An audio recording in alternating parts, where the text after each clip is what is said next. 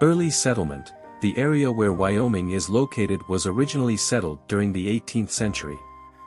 Delaware itself was one of the original 13 colonies, and its history is deeply intertwined with the broader history of the eastern seaboard of the United States. 19th century, Wyoming, like much of Delaware, was primarily agricultural in the 19th century. The community would have been involved in farming and possibly small commerce related to agriculture. Railroad influence. The arrival of the railroad in the mid to late 19th century significantly impacted Wyoming. The Delaware Railroad, which opened in 1856, would have made the area more accessible, facilitating the transport of goods, people, and information, thereby boosting local economic activities. Post-Civil War. After the American Civil War, there was a period of growth and rebuilding.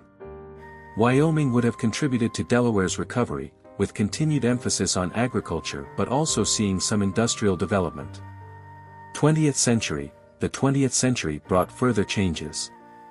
While Wyoming remained relatively small, the broader area around it would have seen more suburban development, particularly as Dover, the county seat of Kent County, grew.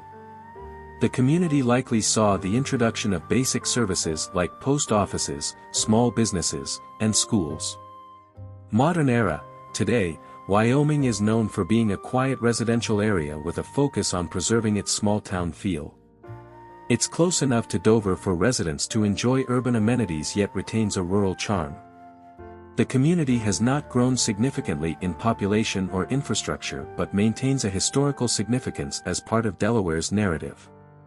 Historical markers. There might be historical markers or local lore in Wyoming, Delaware, which speak to significant events or figures from the past, although the community doesn't have a high profile in terms of historical documentation compared to larger cities or towns.